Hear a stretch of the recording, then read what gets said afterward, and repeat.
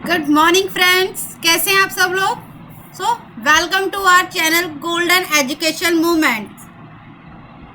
सो मैं एक बार फिर से आपके लिए लेकर आई हूँ today's quote. Continuous improvement is better than delayed perfection.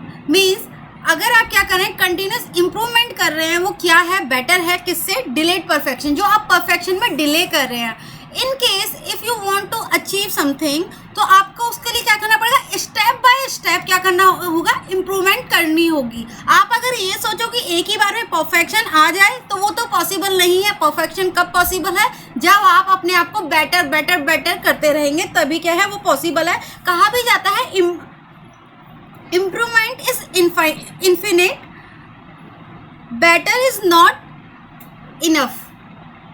Means जो इम्प्रूवमेंट है वो क्या है, इन्फिनिट है, मतलब कभी नहीं खत्म होती इम्प्रूवमेंट। हमें हमेशा क्या चाहिए होती है, इम्प्रूवमेंट चाहिए होती है। और बेटर कभी भी इनफ नहीं होता। जो बेटर है वो कभी भी इनफ नहीं होता। क्यों नहीं होता? फॉर एग्जाम्पल मैं अगर बात करती हूँ कि आज के टाइम में इतना कंपटीशन बढ़ चुका है। पहले लोगों के 60% आते थे, 70% आते थे, और वो लोग मतलब उनके लिए बहुत ज़्यादा होता था। आज के टाइम में स्टूडेंट्स के 90% आते हैं, 95% आते हैं, वो फिर भी उनके लिए इनफ नहीं है। फिर भी वो जिस चीज़ में एडमिशन लेना चाहते हैं, कई बार 90% आने पर भी वो छूट जाते हैं। टॉप कॉलेजेस में एडमिशन नहीं ले पाते हैं, क्योंकि टॉप कॉलेजेस में एडमिशन लेना है, रैंक ही इतनी हायर जाती है, 99% पॉइंट्स में जाती है रैंकिंग। तो कंपटीशन इतना टफ होता जाता है, तो आपको क्या करने की जरूरत है, इम्प्रूवमेंट करने की जरूरत है। तो कंटिन्यूस इम्प्रूवमेंट करने की जरूरत है, तभी आप क्या कर सकते हैं, परफेक्शन अचीव कर सकते हैं। अगर मैं दूसरे एग्जांपल की बात करूं, सपोज कि आप माउंटेन पे आपको क्या करनी है, माउंटेन पे चढ़ाई करनी है, तो उसके लिए आपको क्या करना पड़ेगा, आपको स्टार्टिंग तो छोटे छोटे जो पहाड़ है उनसे ही करनी पड़ेगी। उसके बाद आपको जो लास्ट माउंटेन की पीक है वो आपको नजर आएगी, और वहां तक आप पहुंच पाएंगे।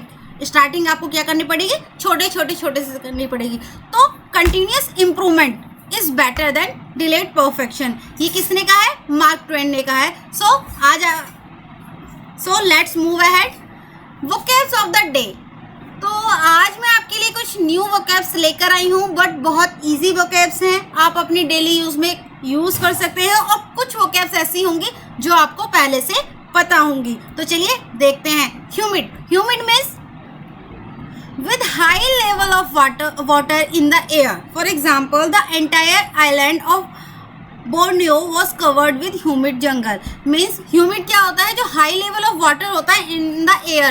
Means अगर जिसको बोल सकते हैं आप भाप एक तरीके से, तो वो क्या है हमारा humid. The entire island of Borneo was covered with humid jungle. Next is crop. Crop तो आपको ऑलरेडी पता होगा काफी लोगों को, फसल। अगर मैं हिंदी की बात करूं, a plant such as wheat, rice और fruit that is grown by farmers. एक ऐसा प्लांट जो क्या होता है, लाइक व्हीट, राइस, फ्रूट, ये क्या होता है, फार्मर्स के द्वारा उगाया जाता है, वो हम क्या कहते हैं, उसे crop.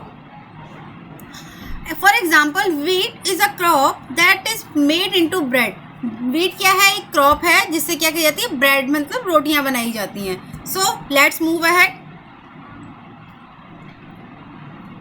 Next is gargantuan. Gargantuan means enormous. Enormous means विशाल, बड़ा।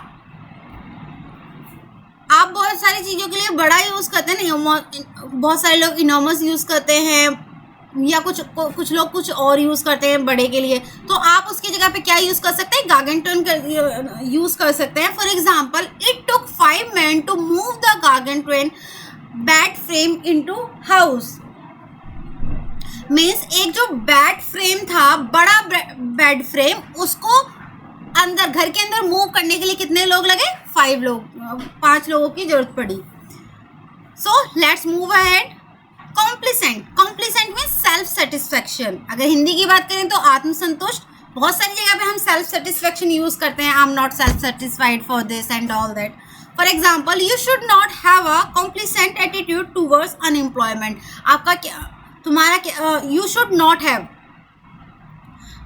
जो अनएम्प्लॉयमेंट है उसके अगेंस्ट तुम्हारा क्या नहीं होना चाहिए, सेल्फ सेटिस्फेक्शन नहीं होना चाहिए। ठीक, तो आप सेल्फ सेटिस्फेक्शन की जगह पे क्या यूज कर सकते हैं, complacent. So let's move ahead. Next is sloppy. Sloppy means something messy और done with a lack of care. Means कुछ बिखरा हुआ सा कह सकते हैं जो समझ ना आए, या फिर done with a lack of care, careness से किया गया काम, वो क्या कहते हैं हम उसको, sloppy. For example his written reports are incredibly sloppy. जो उसकी जो रिटर्न रिपोर्ट्स हैं वो क्या है, काफी स्लोपी हैं। मीन्स केयरलेसनेस से रिपोर्ट्स बनाई हुई हैं, या काफी मैसी हैं जो समझ ही नहीं आ रही है। Next is offensive. ऑफेंसिव आपको ऑलरेडी पता भी होगा, आपत्तिजनक। इंग्लिश की बात करूँ तो insulting. For example I find your attitude most offensive. Means I find जो तुम्हारा एटीट्यूड है वो क्या है, मोस्ट ऑफेंसिव है। बहुत सारे लोग होते हैं ना, किसी की भी कहीं भी इंसल्ट कर देते हैं, उन्हें कोई मतलब नहीं होता, so that is offensive. Next is flawed. Flawed means त्रुटिपूर्ण। हिंदी की बात करती हूँ तो डिफेक्टिव और फॉल्टी। बहुत सारी चीज डिफेक्टिव होती हैं, फॉल्टी होती हैं, उसकी जगह पर हम क्या यूज कर सकते हैं, फ्लॉड यूज कर सकते हैं। For example the research behind this report is seriously flawed. जो इसके पीछे, इस रिपोर्ट के पीछे जो रिसर्च है वो क्या है, काफी फ्लॉड है, मतलब क्या है, काफी डिफेक्टिव है। Next is huddle. Huddle means भीड़ लगाना, क्राउड। आप भीड़ के लिए क्या यूज करते हैं, क्राउड। आप उसकी जगह पे क्या यूज कर सकते हैं, हडल यूज कर सकते हैं। ये बहुत कॉमन सी वोकैब्स हैं जो हम डेली यूज में कुछ और वर्ड यूज करते हैं, लेकिन जैसे आप क्राउड की जगह पे आप हडल यूज करते हैं, डिफेक्ट की जगह पे आप फ्लॉड यूज करते हैं, तो ये आपकी जो कोई भी कन्वर्सेशन है उसको काफी इफेक्टिव बनाएगा कि हाँ आप अपनी कुछ न्यू वोकैब्स अपडेट कर रहे हैं, आप अपने आप को अपडेट कर रहे हैं। So huddle means crowd. For example, a little huddle of man stood in one corner. Means एक झुंड, एक little huddle of man कहाँ पर खड़ा हुआ है, कॉर्नर पर खड़ा हुआ है। So ये थी हमारी आज की vocabs. So thanks for watching. Please like, share and yes, अगर आप हमारे चैनल पे न्यू है तो don't forget to subscribe and comment. Thank you.